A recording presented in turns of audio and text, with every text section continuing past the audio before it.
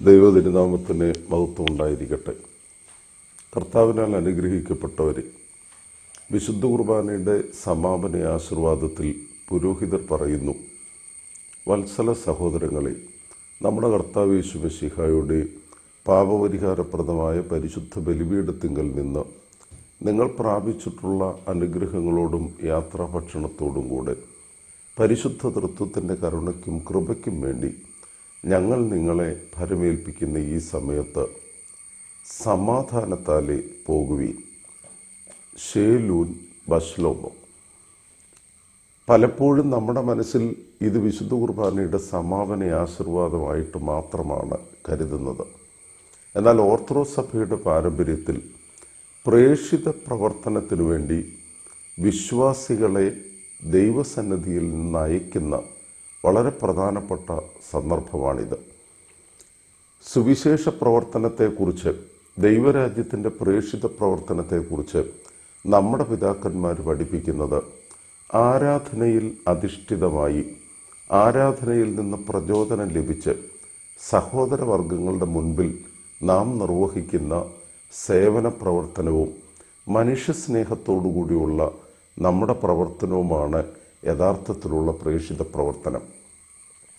John Chrysostom എന്ന പിതാവ് പറയുന്നു, എല്ലാ ക്രിസ്ത്യാനികളും അവരവരുടെ സഹോദരങ്ങളാകുന്ന അയൽവാസികളുടെ ഹൃദയത്തിൽ അർപ്പിക്കപ്പെടുന്ന പരിശുദ്ധ ബലിയാണ് വിശുദ്ധ കുർബാനയുടെ പൂർത്തീകരണം.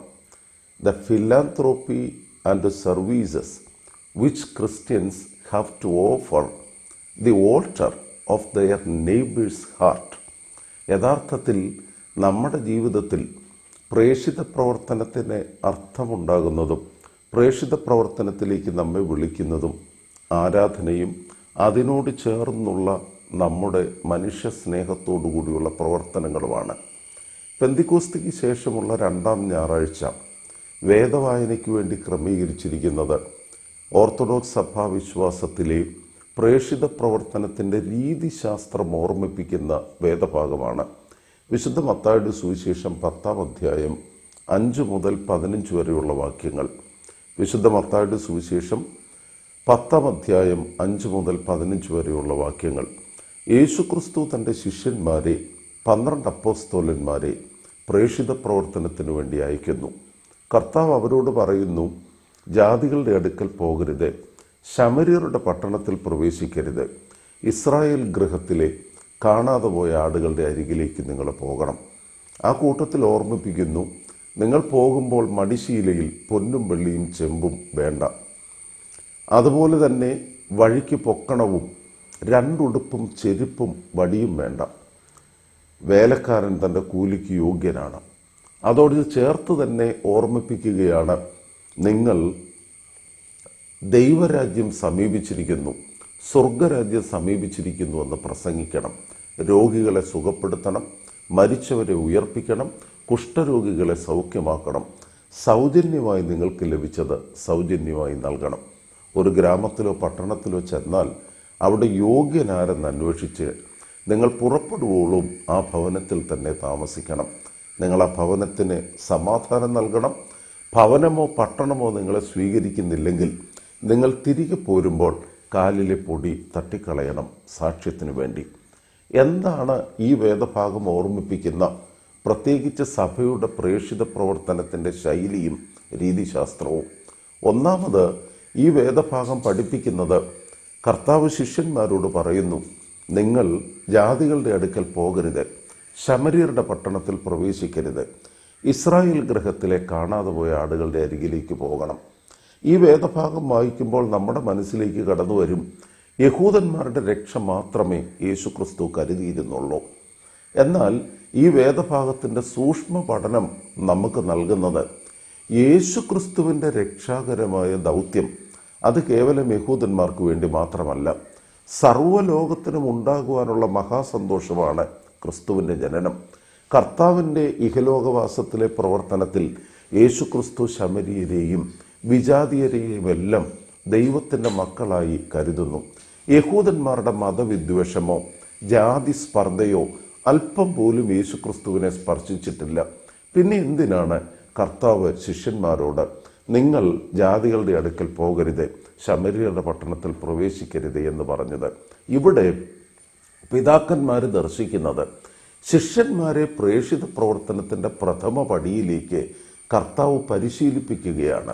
യേശുക്രിസ്തുവിൻ്റെ വേ ഓഫ് ടീച്ചിങ്, കർത്താവിൻ്റെ പരിശീലന രീതിയാണ് ഈ വേദഭാഗം ഒന്നാമത് നമ്മെ പഠിപ്പിക്കുന്നത്.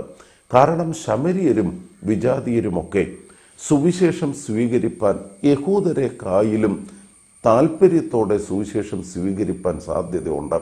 അങ്ങനെയുള്ള ഒരു ഈസി രീതിയിലേക്ക്, ലളിതമായ മാർഗത്തിലേക്കല്ല കർത്താവ് അയക്കുന്നത്. യഹൂദന്മാരുടെ ഇടയിൽ പ്രത്യേകിച്ച് അവർ സുവിശേഷം സ്വീകരിപ്പാൻ കഠിന ഹൃദയത്തോടെ ഇരിക്കുന്നതുകൊണ്ട് ആ കഠിനമായ സാഹചര്യത്തെ അഭിമുഖീകരിക്കുവാൻ തന്നെ കർത്താവ് തൻ്റെ ശിഷ്യന്മാരെ പരിശീലിപ്പിക്കുകയാണ്. അതുകൊണ്ടാണ് യേശുക്രിസ്തു ആദ്യം യഹൂദന്മാരുടെ ഇടയിലേക്ക് സുവിശേഷ ഘോഷണാർത്ഥം ശിഷ്യന്മാരെ അയക്കുന്നത്. അതുപോലെ തന്നെ മശിഹ എന്ന പ്രതീക്ഷ യഹൂദന്മാർക്കുണ്ട്. കർത്താവിൻ്റെ അപ്പോസ്തലന്മാരും യഹൂദന്മാരാണല്ലോ.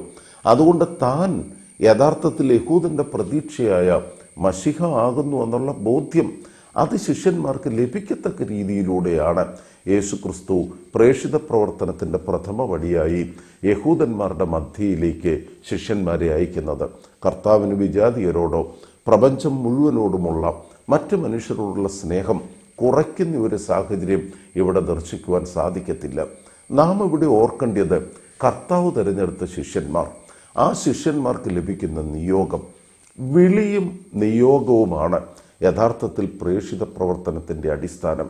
യേശുക്രിസ്തു ശിഷ്യന്മാരെ തിരഞ്ഞെടുക്കുന്നതിനെക്കുറിച്ച് പുതിയ നിയമം പ്രതിപാദിക്കുന്നത് വ്യത്യസ്ത സാഹചര്യങ്ങളിലുള്ള സാധാരണക്കാരായ മനുഷ്യർ, തിബരിയോസ് കടലിലും ഗലീല കടലിലുമൊക്കെ മീൻ പിടിപ്പിക്കുന്ന സാധാരണക്കാർ, അവർ മീൻ പിടിച്ചുകൊണ്ടിരിക്കുമ്പോൾ അവരുടെ പിതാവിനോട് ഒരുമിച്ച് പടകിൽ വലയും വള്ളവും ഉപയോഗിച്ച് മീൻ പിടിച്ചുകൊണ്ടിരിക്കുമ്പോൾ യേശുക്രിസ്തു അവരെ വിളിച്ച് വേർതിരിക്കുന്നു.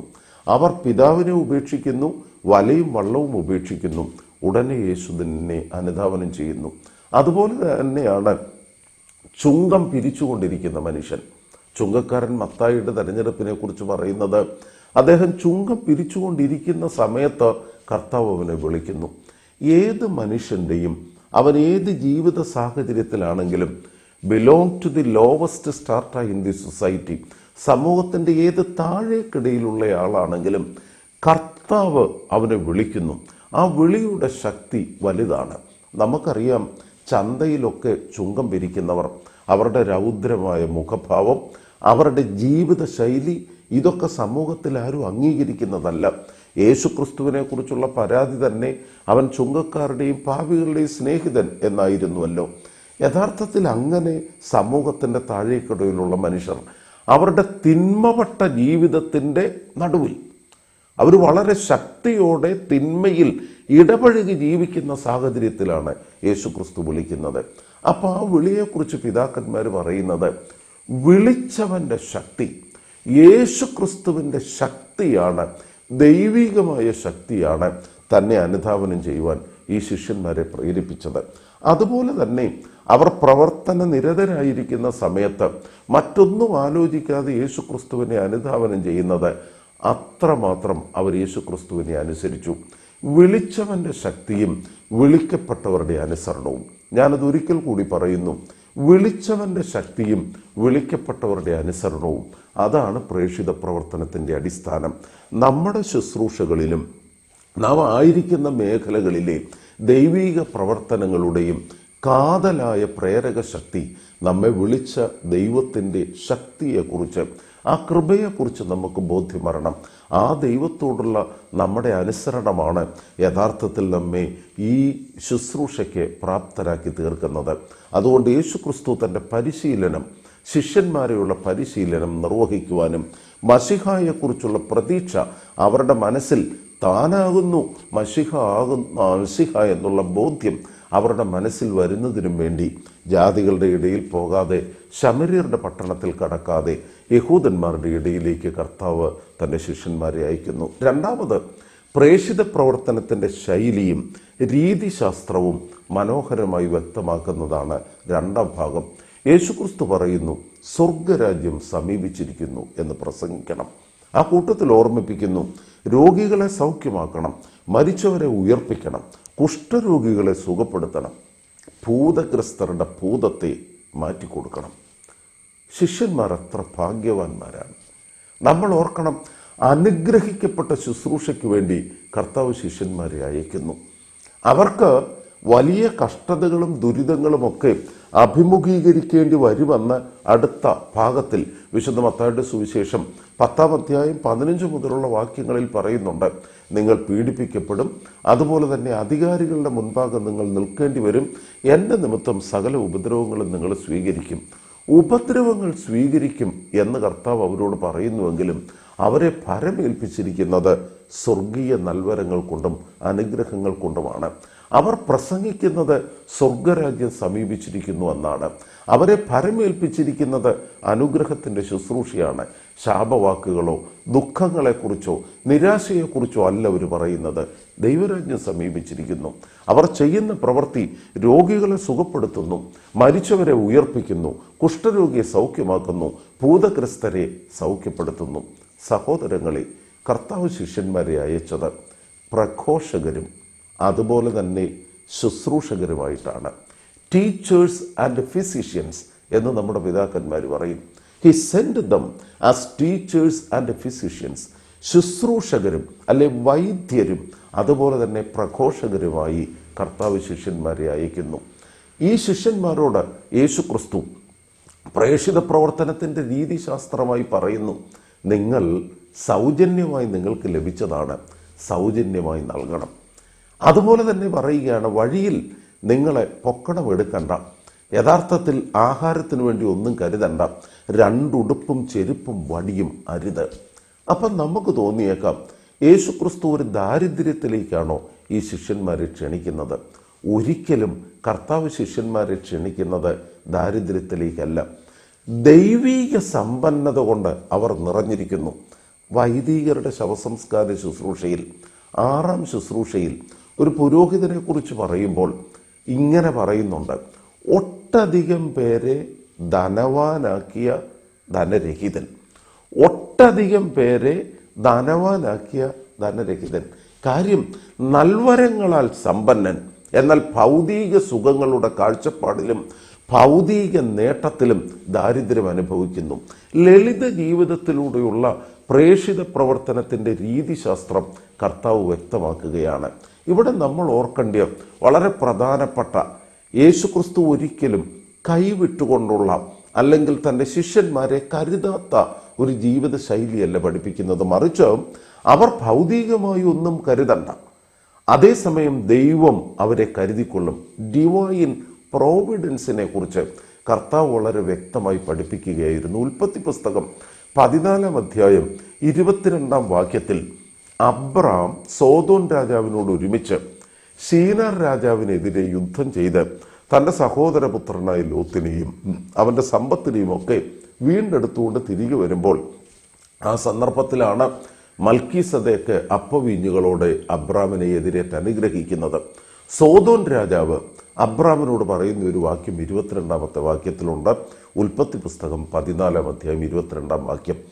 ലോത്ത് ആക്രമിക്കപ്പെട്ടുവെന്നും ലോത്തിൻ്റെ സമ്പത്ത് അപഹരിച്ചുവെന്നും അബ്രാം അറിയുമ്പോൾ ഭവനത്തിൽ പരിശീലനം ലഭിച്ച 318 പേരെ കൂട്ടിക്കൊണ്ട് അബ്രാം ശീനാർ രാജാവിനോട് യുദ്ധം ജയിക്കുകയും ചെയ്യുന്നു.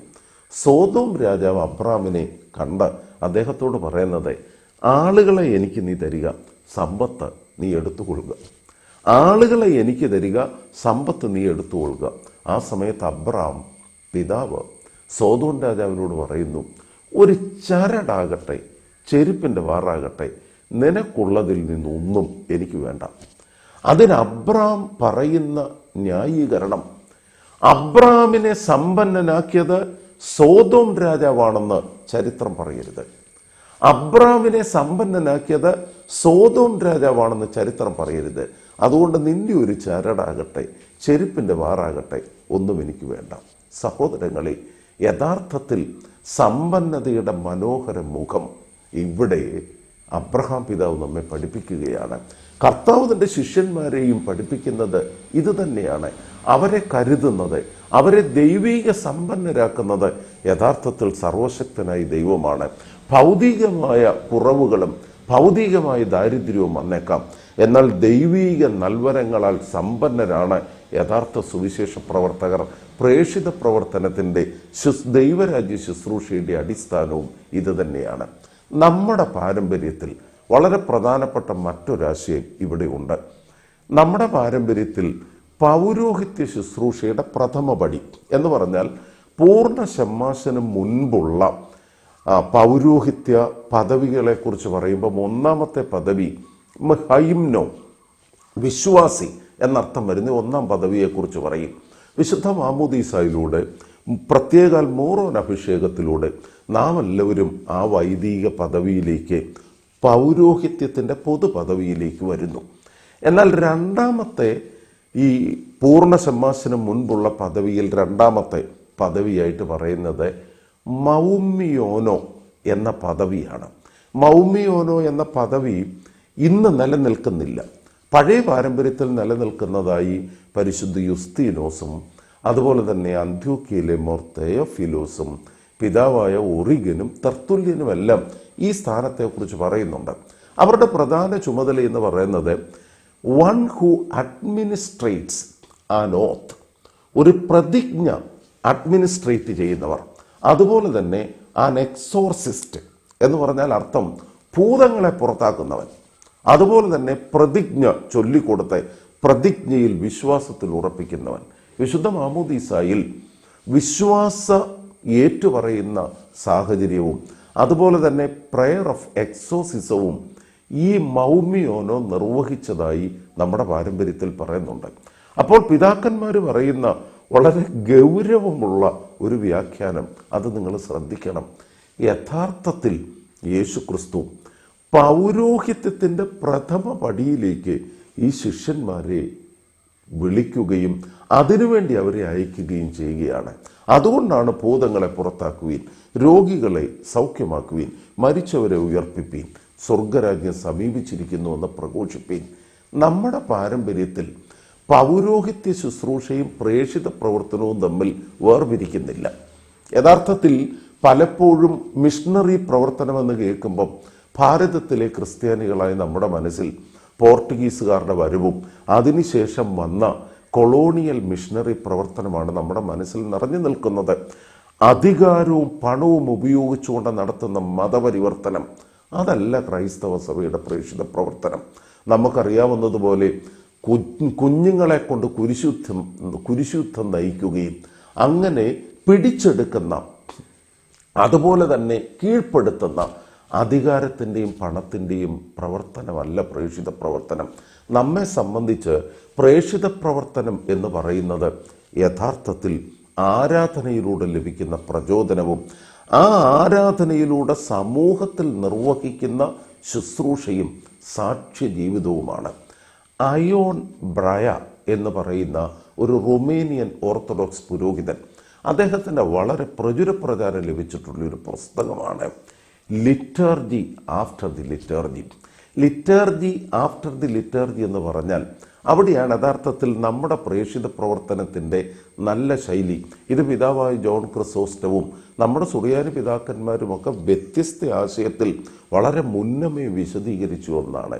ലെയ്റ്റൂർഗിയ, ലിറ്റർജി എന്ന വാക്ക് ലത്തീൻ പദത്തിൽ നിന്നാണല്ലോ വരുന്നത്. അതിനെ ആരാധനയെന്നും വർഷിപ്പ് എന്നും പബ്ലിക് സർവീസ് എന്നും അർത്ഥമുണ്ട്. ആരാധന എങ്ങനെയാണ് പൂർത്തീകരിക്കുന്നത്? നമ്മളൊക്കെ അന്ധൻ്റെ കയ്യിൽ ലഭിച്ചിരിക്കുന്ന അണഞ്ഞ വിളക്ക് പോലെ ഈ ആരാധനയും കൂദാശകളും കൊണ്ടു നടക്കുകയാണ്. കേവലം അനുഷ്ഠാനമായി നമ്മുടെ ആത്മീക ജീവിതം അധപ്പതിക്കുന്നു. അവിടെയാണ് പ്രേഷിത പ്രവർത്തനത്തിൻ്റെ ശരിയായ അർത്ഥം ഓർക്കേണ്ടത്. ലഭിച്ച ആരാധനയും അനുഷ്ഠിക്കുന്ന കർമ്മങ്ങളും അതിൻ്റെ പൂർത്തീകരണത്തിലെത്തുന്നത് മനുഷ്യ സ്നേഹത്തോടുകൂടിയുള്ള ശുശ്രൂഷകളിലാണ്.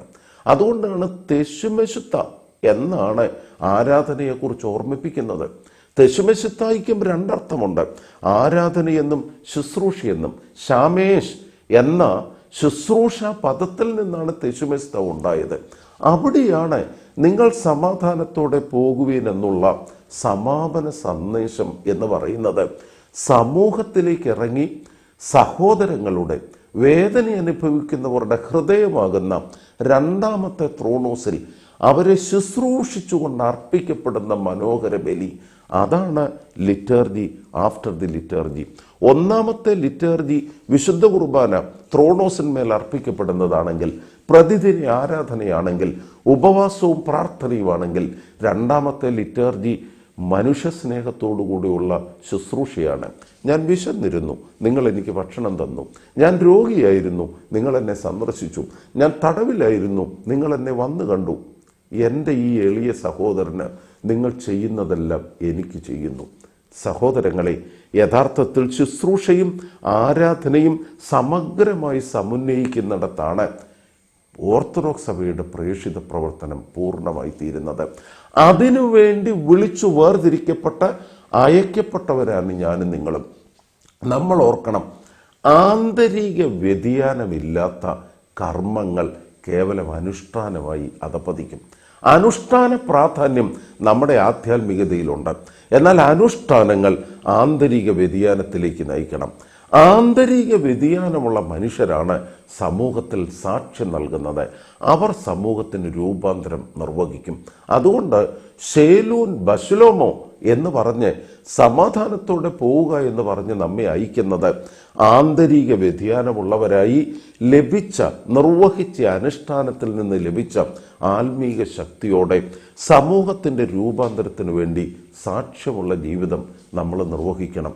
ഇതാണ് യഥാർത്ഥത്തിൽ ഇന്നത്തെ വേദവായനയിലൂടെ സഭ നമ്മെ ഓർമ്മിപ്പിക്കുന്നത്. വളരെ പ്രധാനപ്പെട്ട അവസാനത്തെ ഒരു ഭാഗം കൂടി ഓർമ്മിപ്പിക്കുന്നു. യേശുക്രിസ്തു ശിഷ്യന്മാരോട് പറയുന്നു, നിങ്ങൾ ഏതെങ്കിലും ഗ്രാമത്തിലോ പട്ടണത്തിലോ ചെന്നാൽ അവിടെ യോഗ്യൻ ആരെന്ന് അന്വേഷിക്കണം. എന്നിട്ട് ആ വ്യക്തിയുടെ ഭവനത്തിൽ താമസിക്കണം. നിങ്ങൾ ആ ഗ്രാമത്തിൽ നിന്നോ പട്ടണത്തിൽ നിന്നോ പോരുന്നത് വരെ ആ ഭവനത്തിൽ നിങ്ങൾ താമസിക്കണം. എന്താണ് ഇതിൻ്റെ അർത്ഥം? നമ്മൾ ഇന്ന് ഭദ്രാസനവും വിവിധ ദേവാലയങ്ങളും അതുപോലെ തന്നെ മഹാ ഇടവകയും കത്തീഡ്രൽ പള്ളികളുമൊക്കെ അങ്ങനെയുള്ള ഒരു ശുശ്രൂഷയാണ് നമ്മുടെ മനസ്സിൽ നിൽക്കുന്നത്. എന്നാൽ അപ്പോസ്തോലിക സഭയുടെയും ശുശ്രൂഷയുടെ കേന്ദ്രം ക്രിസ്തീയ ഭവനങ്ങളായിരുന്നു. ക്രിസ്തീയ ഭവനങ്ങൾ, ഭവനം കേന്ദ്രീകരിച്ചുകൊണ്ടുള്ള പ്രേക്ഷിത പ്രവർത്തനത്തിൻ്റെ ആവശ്യകതയും പ്രാധാന്യവും ഈ വേദഭാഗം ഓർമ്മിപ്പിക്കുന്നു എന്നത് ഇന്ന് ഈ ഉത്തരാധുനിക കാലഘട്ടത്തിൽ വളരെ പ്രധാനപ്പെട്ടതാണ്. കൊറോണ അനന്തര അല്ലെങ്കിൽ കൊറോണയ്ക്ക് ശേഷമുള്ള സഭാ ശുശ്രൂഷയിൽ ദേവാലയവും സാമൂഹ്യ ആരാധനയും ഒക്കെ പരിമിതപ്പെട്ടേക്കാം. എന്നാൽ നമ്മൾ പടുത്തുയർത്തേണ്ട മറ്റൊന്നുണ്ട്. അത് ഭവനം കേന്ദ്രീകരിച്ചുകൊണ്ടുള്ള ശുശ്രൂഷയാണ്. ഭവനം കേന്ദ്രീകരിച്ചുകൊണ്ടുള്ള പേഴ്സൺ ടു പേഴ്സൺ ഇവാഞ്ചലിസം യേശുക്രിസ്തു നിർവഹിച്ചത് അതാണ്. കർത്താവ് ഭൂതഗ്രസ്തനെ തിരക്കി ഗദരദേശത്തെന്നും ശമരിയക്കാരി സ്ത്രീയെ തിരക്കി അവൾ വെള്ളം കോരുവാൻ വരുന്ന കിണറിനരികെ പോയി. ദൈവരാജ്യത്തിൻ്റെ ശുശ്രൂഷയിൽ വ്യക്തികളെ അന്വേഷിച്ച് ചെന്ന് ഭവനങ്ങൾ കേന്ദ്രീകരിച്ചുള്ള ശുശ്രൂഷയുടെ പ്രാധാന്യം വളരെ വലുതാണ്. കർത്താവിൻ്റെ പ്രവർത്തനങ്ങളിൽ കപ്പർന്നഹൂമിലെ ഭവനവും അതുപോലെ തന്നെ കുഷ്ഠരോഗിയായ ശീമോന്റെ ഭവനവും ബഥാനിയിലെ കൊച്ചു ഭവനവുമൊക്കെ യേശുക്രിസ്തുവിൻ്റെ പാപമോചന ശുശ്രൂഷയുടെയും അതുപോലെ തന്നെ കർത്താവിൻ്റെ സൗഖ്യദായക ശുശ്രൂഷയുടെയും ഒക്കെ വളരെ പ്രധാനപ്പെട്ട കേന്ദ്രങ്ങളായിരുന്നു. അതുകൊണ്ട് നമ്മെ വിളിച്ചിരിക്കുന്നത് സൗഖ്യദായക ശുശ്രൂഷയ്ക്ക് വേണ്ടിയാണ്, പ്രബോധന ശുശ്രൂഷയ്ക്ക് വേണ്ടിയാണ്, സാക്ഷ്യമുള്ള ജീവിതം ദൈവസന്നിധിയിൽ നിർവഹിക്കുന്നതിന് വേണ്ടിയാണ്. പൗരോഹിത്യത്തിൻ്റെ പ്രഥമ പടിയിൽ നിന്ന് പൗരോഹിത്യത്തിൻ്റെ പൂർണ്ണതയിലേക്ക് കടങ്ങളുടെ പരിഹാരത്തിനും പാപമോചനത്തിനും വേണ്ടി ശിഷ്യന്മാരെ കർത്താവ് ക്രമീകരിക്കുന്നു. അതുകൊണ്ടാണ് മത്തായിയുടെ സുവിശേഷം 18-ാം അധ്യായം 18-ാം വാക്യത്തിൽ പറയുന്നു, നിങ്ങൾ ഭൂമിയിൽ കെട്ടുന്നതൊക്കെയും സ്വർഗത്തിലും കെട്ടപ്പെട്ടിരിക്കും, ഭൂമിയിൽ അഴിക്കുന്നതൊക്കെയും സ്വർഗത്തിലും അഴിഞ്ഞിരിക്കും. പൗരോഹിത്യത്തിൻ്റെ പൂർണ്ണതയിലേക്ക് അവരെ നയിക്കുന്നു. അവിടെ ഈ ശുശ്രൂഷയുടെ, ദൈവരാജ്യ ശുശ്രൂഷയുടെ മഹത്വം മനസ്സിലാക്കി അനുഷ്ഠാനങ്ങൾ ആന്തരിക വ്യതിയാനത്തിലേക്കും, ആന്തരിക വ്യതിയാനം സാക്ഷ്യ ജീവിതത്തിലേക്കും, സാക്ഷ്യ ജീവിതം സമൂഹത്തിൻ്റെ രൂപാന്തരത്തിലേക്കും നയിക്കുന്ന ദൈവരാജ്യത്തിൻ്റെ പ്രവർത്തനം നിർവഹിക്കുവാൻ സർവശക്തൻ നമ്മെ ശക്തീകരിക്കട്ടെ. ദൈവം നമ്മെ അനുഗ്രഹിക്കട്ടെ.